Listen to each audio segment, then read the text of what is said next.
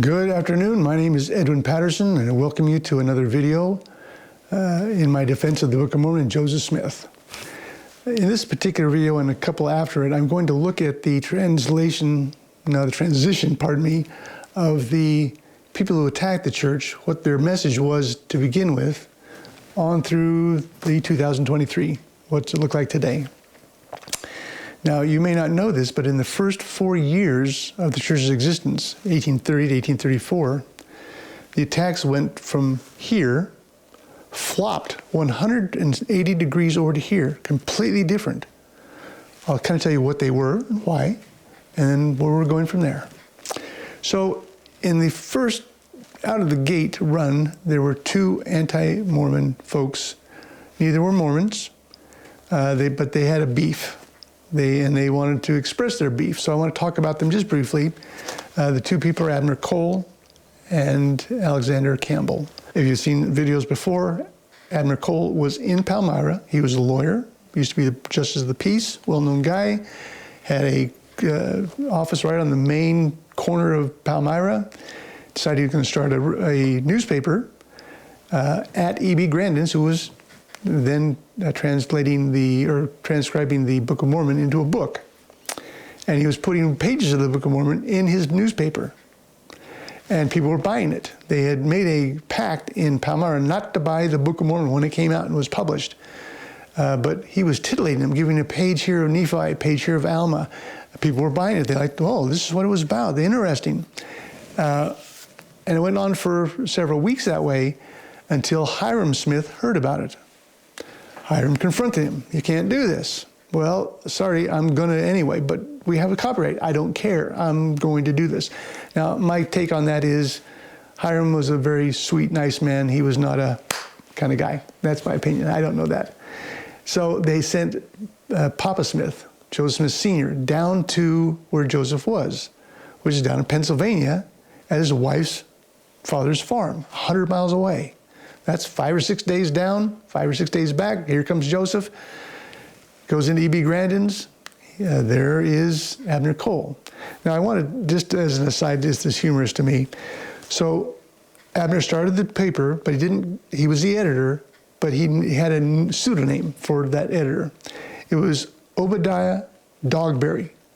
I don't know why he chose that. I don't know why he didn't want people to know he was the editor of it, but for whatever reason, that was the name used. So in comes Joseph. There's a confrontation. Now, Joseph's 6 feet-ish, well-built. He's 24 years old, prime health of a young man. Abner Cole is older, a little shorter, a little stouter. Joseph says, you will not do this anymore. We have the copyright, and I will sue you. So there's no messing around. Boom, right to it. Abner is ticked off. And you may have heard this before or may not. He actually pulls his jacket off. He takes it off and says, we're going to fight. That's how mad he was.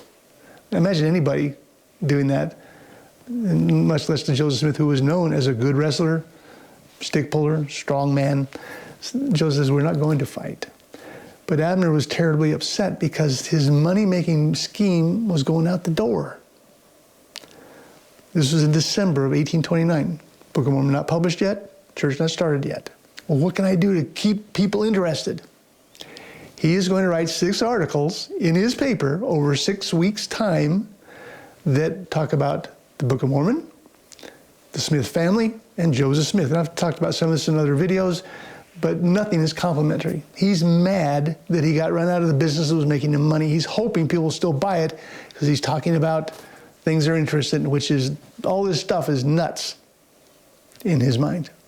So that was the first anti-attack on the Book of Mormon and Joseph Smith. What did he say? Basically, that Joseph Smith was an undereducated, underperforming person who really, whatever he created is not worth much and is just going to go away soon. So that was kind of the generality. I'm definitely general. There were 6 different articles, so a lot of stuff was in it. After that, he's not really heard of much anymore. So I don't know if the paper shut down. I don't know what happened. But in terms of us, the Mormons, and that's about it. Now, the next person is Alexander Campbell. He's over in Ohio. Now, he's a preacher, but why would he start slinging at the church? He has a real motivation that you may not be aware of. So, in 1830, churches started, people starting to join it. A person in the summer joins by the name of Parley P. Pratt. Parley's on a mission for another church, but he hears about the Mormons, sees the Book of Mormon, reads the Book of Mormon, believes, and joins. And Joseph Smith says, Parley, you and these 3 other guys are going to go to talk to the Lamanites. Well, where are they at? Way out past Missouri. I mean, this is like no man's land at this point in time. And out he goes. As he's going through Ohio, he says, this is where my old stomping grounds are. This is where I was a sub-pastor here to Alexander Campbell. I'm going to go tell everyone here about this and see what they think. And so they did. Now, the main person he talked to was Sidney Rigdon. But in that conversation, 6 of those sub-pastors left Alexander Campbell's church, the Church of Christ, and joined the Mormon Church. Over 1,000 of the people, followers, left that church and joined the Church of Jesus Christ of Latter-day Saints. So Alexander's torqued off. I'm just going to read the 6 names because all 6 are known in the history of the church. So we have Parley P. Pratt, Sidney Rigdon, Orson Hyde, Isaac Morley, Lyman White, and John Murdoch. All 6 of those are prominent in the history of the church. All came from Alexander Campbell's church, which he was not happy about. So he started writing articles on what he thought of the Mormons and the Book of Mormon. And his take was, Joseph wrote it. He's stupid, ignorant, and dumb.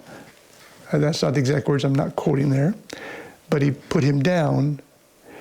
And he said, he wrote it, and it's obvious when you read the Book of Mormon, only one person wrote the whole thing. There's not a whole bunch of people talking like it looks like in there. Joseph wrote every line of it. So that was kind of the generality of how he took it. He wrote article after article after article, and in 1832, he actually published a book of all of those articles, and that was kind of the first book that came out against the church. Well, where do we go from there then? These 2 men have identified Joseph as a slow dullard who isn't capable of writing the book, or if the book is written, it's only by him, no one else, and it really is just going to kind of go off into the wilderness after people start reading it because there's nothing in it that's worth. Well, that stand wasn't working very well because the church went from hundreds to 1,000 to 2,000, 3,000, 4,000, 5,000. People are joining at a very high rate. So what are they going to do about that? So the last one I'm going to talk about here goes up to 1834. So there's a man, and this fellow is an interesting man, and I just want to make sure I have the name right. It's Philipus Hurlbert, quite a name. So Philipus was a Christian preacher. He heard about the Book of Mormon. He got involved. He liked what he saw. He read the Book of Mormon. He believed. He joined the church. He was made an elder. He was given a license to be a missionary. And out he went with Orson Hyde. They were out 2 days on their mission. And he tried to seduce a woman, which isn't really appropriate for elders or missionaries. Orson dragged him back to Ohio and said, this is what this guy did. I want him out of the church. So they held a court council and kicked Philipus out of the church. He was excommunicated. Short time later, he came back. I'm so sorry. I was wrong. I repent. I'm telling you, I will never do that again. Will you please let me back in? And they do. He's rebaptized. He's made an elder again. He's given a license to go out on a mission. Out he goes again. Comes back with his companion just a few days later and doing the same thing as the first time. He's excommunicated again. And they said, there's no coming back now, my friend. You've done too much that just isn't in accordance with what we believe. He's ticked off. So this man is going to create a book that's produced in 1834 that became the foundation of anti-attacks on the church for the next 50, 60, 70, 80 years. So what did he do? So he came up with a theory, he called it fact, that Joseph Smith didn't really write the Book of Mormon. It came from 2 other places. The Spalding manuscript, who I'll talk about just a little bit, and from Sidney Rigdon. So Spalding manuscript, you may know about it. It was a love story, a romance that never was produced, never published. And the anti said, well, Sidney Rigdon got a hold of that, and he created the Book of Mormon. He had that was a filler for all the story parts, and the spiritual stuff came from him because he was a pretty smart guy in Christianity. So that's the new attack. Joseph's out. These two, this is how it came. So the manuscript Lost is the name of this book that was written by Samuel Spalding. It was blown across the United States. It's a fake. This is what it's done. And he actually went to people in Ohio who were friends of Samuel Spalding. He had died in 1816. And they gave affidavits. Yes, when we read his manuscript, we saw words like Nephi and Moroni and Mormon. All that's in there. Affidavits, not just saying it. They swore by the justice of the peace that this is what they saw. All this went into the book, and it's called Mormonism Exposed in 1834. Out it came. Holy mackerel. The church is still growing. It grew in spite of all the things that came. And I just want to touch on a couple last things about this particular book. Now, no one knew where the manuscript was. They couldn't find it. Now, Hurlbert had it, but he couldn't publish it in that book because he'd read it, and there's nothing in it like he was describing. But it got lost somewhere. It was discovered in 1884 in Hawaii, of all places. It was read, and an affidavit was given. There's nothing in this book that's like the Book of Mormon. Now, I have a copy of the manuscript found. Pretty good, 160 pages. Now, the Book of Mormon originally was 588 pages, so couldn't have filled in all the holes there, but I read it. I read it twice. And Samuel Spalding isn't a great author, but it's a romance. The Romans get lost at sea, they get washed up on America, they find Indians, they kind of combine with each other. A Roman falls in love with one of the chief's daughters. So it is what it is. Not a great book, but okay, a book. It does exist, it just never got published.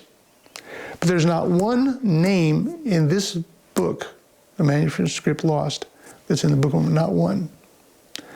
So in 1884, I don't know how many people were left who gave affidavits that that was the case, that yes, Mormon and Moroni and Nephi are found in here, the stories are found in here.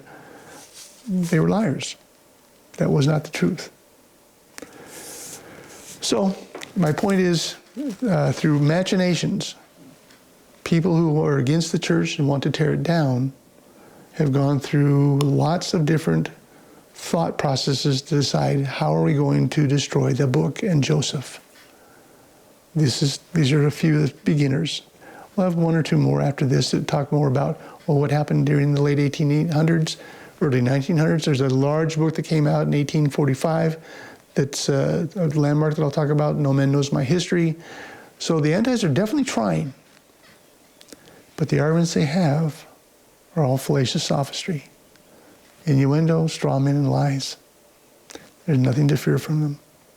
I've enjoyed just knowing more. I want to share with you what I think is of value to know. I don't want to delve in it, and I don't like delving in it, but just this is kind of what went on. This is where we're at today.